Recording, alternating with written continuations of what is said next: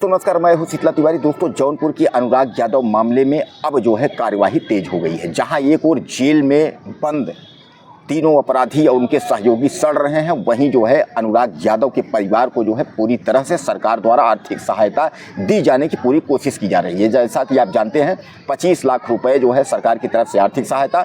दोनों बहन, जो बहन अविवाहित है यानी जिनकी शादी नहीं हुई है, दोनों बहनों को जो है नौकरी की पेशकश की जा रही है और शस्त्र लाइसेंस एवं परिवार की सुरक्षा का जिम्मा जो है प्रदेश सरकार द्वारा लिया जा रहा है। हालांकि इसके पहले हमने जितने वीडियो जारी किए थे, उस वीडियो में आपको बताया था कोई आर्थिक सहायता नहीं मिली है, लेकिन अब सरकार दबाव में आकर के बुलडोजर की भी कार्रवाई करने के बाद अब इनके अनुराग के परिवार को आर्थिक सहायता की मदद की जो है पूरी तैयारी कर ली है और इनकी मदद की जा रही है।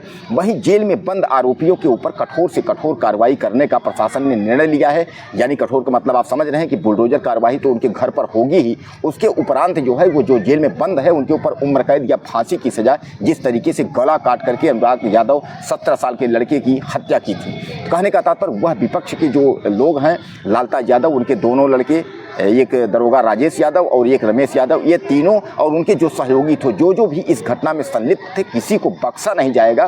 प्रशासन ने यह चेत लिया है कि किसी भी स्थिति में, किसी भी सूरत में इन अपराधियों को जो है, जो दुर्दांत अपराधी हैं, इनको बख्शा नहीं जाएगा। यह जेल से बाहर नहीं निकलेंगे। इनको जो है फांसी की सजा या तो फिर उम्र कैद, आजीवन कारावास की सजा जो है, कठोर से कठोर इन्हें जो है सश्रम कारावास जो है दिया जाएगा। यानी कहने का तात्पर्य है कि जहाँ एक तरफ अनुराग यादव के परिवार को न्याय मिल रहा है, वहीं दूसरी ओर जो है उनके कातिलों को यानी उनके हत्यारों को जो है कड़ी से कड़ी कार्रवाई और कड़ी से कड़ी उनको सजा दी जा रही है। कुल मिलाकर के आप यह समझ लीजिए कि जो हत्यारे इतने बेखौफ थे कि 17 साल के अनुराग जैसे सुशील और सुंदर लड़के का जो है उसने गला काट करके जो है यह लोग हत्या कर दिए। और सुबह सुबह का टाइम था, ब्रश करने बैठा था, लेकिन उसको क्या पता था कि आज मेरा आखिरी दिन था। अपनी 5 बहनों और माता पिता का इकलौता चिराग अनुराग यादव आज इस दुनिया में नहीं है, लेकिन हत्यारे जो है वो बेखौफ जो है वह जेलों में बंद है। हत्या करने के बाद वह फरार हुए थे, लेकिन पुलिस ने उनको और उनके सहयोगियों को गिरफ्तार करके जो है वो जेल में डाल दिया। दोस्तों, अब इसी क्रम में थोड़ा सा बात कर लीजिए प्रयागराज एवं उत्तर प्रदेश के जो भी ज़िले हैं उनके गांवों के बारे में। आज जो अनुराग यादव की जिस स्थिति में हत्या हुई है, केवल अनुराग यादव ही नहीं, कई हमारे ऐसे भाई हैं जो ज़मीन के चक्कर में अपनी जानें गंवाए हैं। ऐसे हमारे कई जो है बाप समान, भाई समान माताएं हैं जिनको कि ज़मीन की लड़ाई में अपनी जान देनी पड़ी है। उसका कारण आप समझते हैं? उसका कारण यह है कुल मिलाकर के कि जो राजस्व विभाग है और पुलिस विभाग है, इन राजस्व विभाग और पुलिस विभाग के चक्की की तरह बीच में फंस करके और अपनी जान गंवाने वाले लोगों को आज तक भी न्याय नहीं मिला है। जैसा कि मैं आपको बता दूं कि राजस्व विभाग यह कहता है कि हम जो है ज़मीन संबंधित हम कार्रवाइयाँ करते हैं, लेकिन ज़मीन संबंधित की अगर जब बातें आती हैं तो वह टाल मटोल करके पुलिस के पास देता है, और जब पुलिस विभाग के पास अगर आदमी जाता है तो पुलिस विभाग राजस्व विभाग के पास बोलता है कि आप एसडीएम और तहसीलदार, कानून को लेखपाल उनके पास चाहिए। दोस्तों, ऐसा कोई ही गांव होगा जिस गांव में ज़मीन संबंधित का विवाद जो है लेखपाल, पटवारी या नायब या कानूनगो ने आग न लगाई हो। क्योंकि वहाँ क्या होता है कि आजकल के जो लेखपाल हैं वह जानते हैं कि भ्रष्टाचार जो है वो अन्ना हजारे जैसे तमाम लोग आए, अब भ्रष्टाचार मिटाते मिटाते जो है वो कहाँ चले गए कोई पता ही नहीं है। आज जो है भ्रष्टाचार, लोकपाल कौन कौन सा जो है बिल विधायक आने वाला था, लेकिन सब कुछ खत्म हो गया, सारे विधेयक फेल हो गए, लेकिन भ्रष्टाचार मिटा नहीं। तो उसी क्रम में जो लेखपाल हैं, यह लेखपाल अगर सही रिपोर्ट दे दें, यानी नीचे की रिपोर्ट अगर ऊपर तक अगर सही रिपोर्ट दें, तो क्या जो सक्षम अधिकारी हैं वह कार्रवाई नहीं करेंगे? कार्रवाई करेंगे।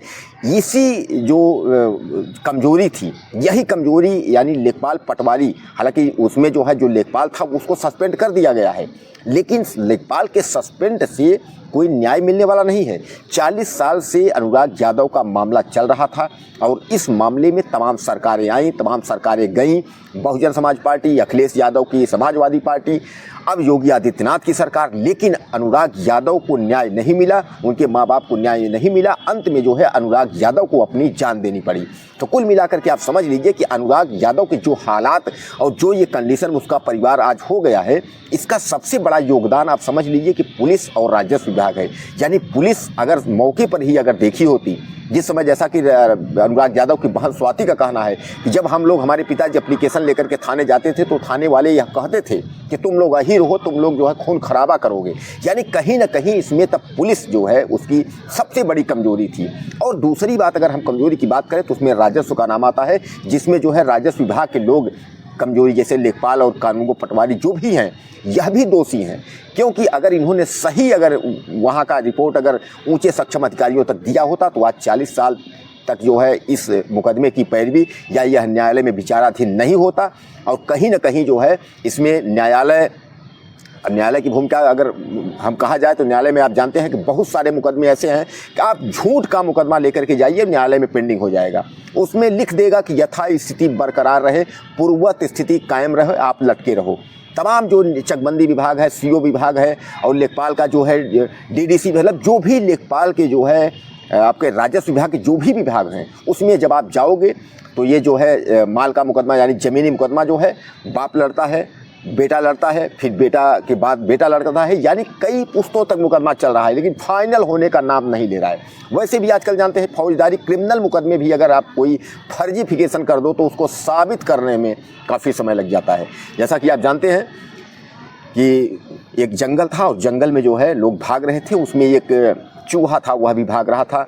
और उसके बाद कुछ लोगों ने उससे पूछा कि आखिर तुम क्यों भाग रहा हो? उसने बताया भैया पुलिस जो है पीछा की है इसलिए हम भाग रहे हैं। तो बोला कि जंगल का कोई जो जीव था वो पूछता है कि आखिर पुलिस क्यों पीछा कर रही है, अब पुलिस किसके लिए पीछा कर रही है? उसने कहा कि हाथी के नाम का वारंट है और पुलिस जो है हाथी ढूंढ रहा है और पुलिस जो है पीछे हमारे पड़ी है, भाग रहे हैं। तो जंगल के लोगों ने कहा अरे तुम तो चूहा हो, तुमको हाथी से क्या मतलब है, हाथी ढूंढ रहा था अपना हाथी। उसने कहा नहीं, अगर पकड़े गए तो अपने आप को जो है चूहा साबित करने में कई साल जेल रहना पड़ेगा, उसके बाद हम साबित होंगे। तो आप कुल मिलाकर के समझ लीजिए यहाँ जो है अपने आप को जो है, अब आप छोटी सी आप जानकारी समझ लीजिए कानून को लेकर के जो हम लोग बात करते हैं कि जिस गांव में हम लोग रहते हैं, जिस घर में हम लोगों ने जन्म लिया, उसी घर में खाना खाते हैं, सब कुछ है। लेकिन अगर सरकार की निगाह में अगर आपको अगर साबित करना है कि हम इस गांव के निवासी हैं तो उसके लिए आपको जो है सरकार तभी साबित करेगी जब आपके पास आधार कार्ड होगा, उस गांव का आप जो है निवास प्रमाण पत्र होगा। यानी आप जा करके उसको जो है सब से मिलिए, लेखपाल, कानून पटवारी, तहसीलदार, सबसे मिलिए और मिलने के बाद जो है वहाँ साबित करिए कि मैं इस गाँव में रहता हूँ। तो कहने का तात्पर्य यह कानून है। आज अनुराग यादव तो नहीं है, उनके हत्यारे जो है वह जेल में है। जेल के सलाखों में बंद करके जो है वो अपना जो है घर का गिरना और अपनी घर की दुर्गति, अपने घर की सतगति, और जो उसका एक लड़का जो है दरोगा था, सीधी उसकी भर्ती थी एसआई में, आज वह जो है एसआई से एसओ होता है, इंस्पेक्टर होता है, उसका भी पूरा जो है दामन खराब हो जाना, यानी पूरा भविष्य चौपट हो जाना। यानी इसमें क्या मिला? अनुराग यादव तो दुनिया से चला गया, वह हमारे बीच में नहीं है, लेकिन उसके पीछे जो है इन लोग जो अपनी तबाही ले लिए और तबाही अपनी जो है सब कुछ अपना बर्बाद कर दिए, सब कुछ खत्म कर दिए। जहाँ भी हमारे दोस्त हमारा वीडियो देख रहे हैं या अनुराग यादव के मामले का वीडियो देख रहे हैं, सब यही कह रहे हैं कि इसका घर गिरना चाहिए, इसका इनकाउंटर होना चाहिए, इसको फांसी होनी चाहिए। किसी के प्रति सहानुभूति नहीं है, जबकि अच्छा खासा ये परिवार था लालता यादव का, रिटायर्ड दरोगा थे, रमेश यादव था, छोटा जो है ये राजेश यादव, यह भी दरोगा था। लेकिन इनकी मति इतनी मरी कि 40 साल से मुकदमा चल रहा था तो उस एक मासूम लड़का जो है अनुराग यादव की इसने जो है यह मिल करके हत्या कर दिए। हालांकि ताइक्वांडो वह खिलाड़ी भी था, 17 साल का था, 12वीं में पढ़ता था। अनुराग यादव एक सुशील लड़का, जो कि ज़मीन का मुकदमा तो परिवार सब कुछ से चल रहा था, लड़ाई अपने जगह पे है, न्यायालय अपने जगह पे है, लेकिन इस तरीके का खून खराबा होने से लालता यादव के परिवार को क्या मिला, दरोगा के परिवार को क्या मिला? यानी कहने का तात्पर्य है अब तो इनका सब कुछ जो है खत्म हो गया। जैसा कि योगी आदित्यनाथ ने कहा था कि अपराधी जो है उनको हम मिट्टी में मिला देंगे, तो कुल मिलाकर के इनकी कहानी यही है कि ये इन जैसे जो है सातिर और खूंखार अपराधियों को जो है मिट्टी में मिलना ही था, और दोस्तों मिट्टी में मिल ही गए। दोस्तों कभी भी बहुत गुस्से में आकर के कोई तत्काल फैसला नहीं लेना चाहिए।